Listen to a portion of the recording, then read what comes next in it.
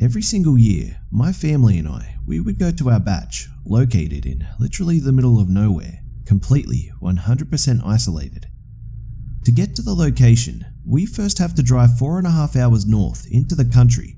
Then there's a 25-mile gravel road driveway in which takes you past different forest areas, abandoned century old farmhouses, and bare untouched land. The area in which the batch is located used to be a part of a bustling town in the mid-1700s, full of fish and dairy factories, a school, a hotel, and other things before it was abandoned in the early 1900s. The town has a very dark history. Firstly, a bunch of school kids playing out on the main wharf drowned because the rotten bridge had collapsed under them. Secondly, the daughter of the hotel owner suffered serious mental health issues, and she drowned her infant baby brother before she hung herself. And lastly, a 17-year-old male, we'll call him John, also suffered from an array of mental health disabilities, including severe schizophrenia and bipolar. John's poor mental health had apparently resulted in him persuading a dozen of local children to come and play on the beach where he had set up a bonfire. He then proceeded to shoot 11 of the children and beat the final child to death by bashing his head in with a piece of driftwood. There are people who dismiss this event as bullshit, as there isn't much historical evidence or records on it, but many people believe it to be very true, and after me and my family experiencing what we did, we believe that it's authentic. My grandfather first bought the property to store his boat, but we started camping down there, which resulted in turning the boat shed into a batch and a yearly tradition. He was unaware of this history until 10 years after he bought the property, but knowing this history didn't really seem to affect us, as we still enjoyed going every year. That is, up until what happened. It was 2013. My family and I were there for our yearly exclusion from civilization, enjoying the summer, good food, and just spending time with each other. Before I go any further, I'd like to say I've been going to this place every year since I was born because it's been in my family for 40 years, and I'm 19. It was our final night there, and we were all in the main living room area, telling scary stories and reminiscing on old times spent there. At about 2:30 AM, I awoke to the sound of feet running in the sand outside of the batch. The batch is literally on the beach, so much so when the tide comes in, the water is practically under the batch, so all you can hear is the gentle waves and sounds of the country night. I first thought it was my father coming back from floundering, but soon realized that he was sleeping in the bunk to the left of me. I just sat there listening for about 2 minutes before I woke my dad to listen with me. As I woke my dad, the sound of running stopped. I told my dad about it, and he said that it would have been some type of animal.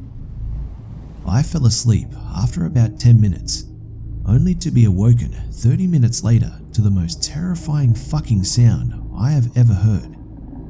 It sounded like a set of deep, inhumane growls coming from underneath the batch. The growls awoke my whole family, so we sat up and listened until they stopped. I'll never forget my dad's face.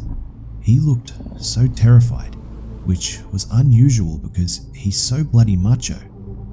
We would usually get him to go and inspect something like this, but we didn't want anyone leaving.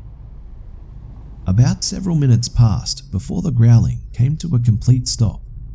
We sat there in shock, trying to figure out what it was, even though I knew it wasn't anything remotely human. We dismissed it as some kind of animal and all eventually fell back to sleep, but I was awoken again about an hour later with the feeling of someone or something staring at me. It's hard to explain, but it was like an immense, thick energy in my surroundings.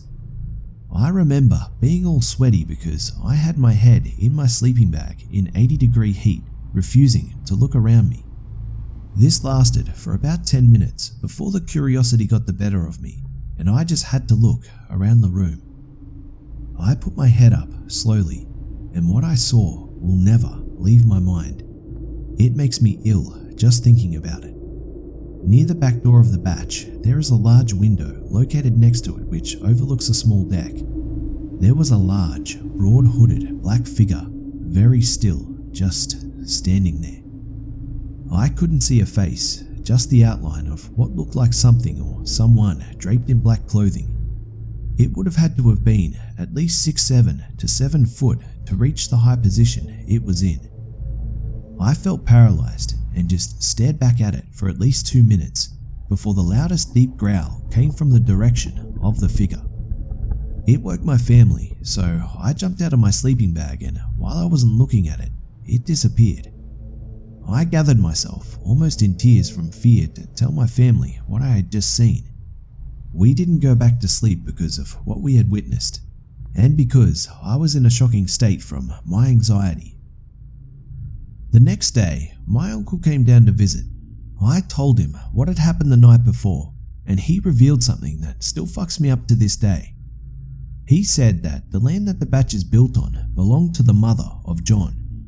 She had apparently held numerous satanic rituals in her home, and had also severely abused John, which had probably resulted in his mental health issues. My uncle said he knew this because his friend who was a priest near the old town had relations who had passed down this information. He said that he didn't believe it, so he didn't bother to mention it to us, for fear that it would make us not want to visit anymore. I don't know why any paranormal activity just occurred that one time when it could have happened during the 40 years my family had been going there. Also, despite the emotionally scarring event, we still visit every year.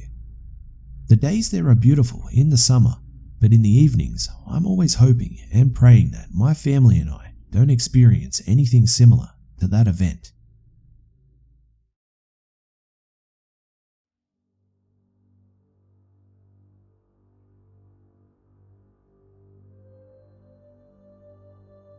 G'day mates, it's be.busta here. So today's video was a bit of a shorter one guys because I'm actually currently away with some family for a few days as you're listening to this. I actually had something planned, but it had been done so many times before I decided not to use it at the last minute. So instead I thought I would share this video because it is new content, even if it is a little bit shorter. So I hope you guys enjoyed the video. Thanks again to the Hive member that bravely shared their story for us all here, and I hope you're doing well. For the chance to have your story featured in a video, you can send your stories to my email, which is in the description below. And as always, keep them coming guys, as this channel relies upon your stories to continue. Also, please do me a favor and just state in your email what your story is about in the description, and also provide me with a short written statement of consent just so that I can be above board with everything. And also remember to tell me in the email if you would like to remain anonymous, and please change any names if you don't want particular names to be shared. As always guys, it would be awesome if you could like, share, comment and subscribe if you're new. Don't forget to follow me on Facebook, Twitter and Instagram for updates throughout the week. You can also catch me on my second channel, all of which have links in the description below. Thanks again for always tuning in guys, for all the love and support, and I'll see you mates in the next one.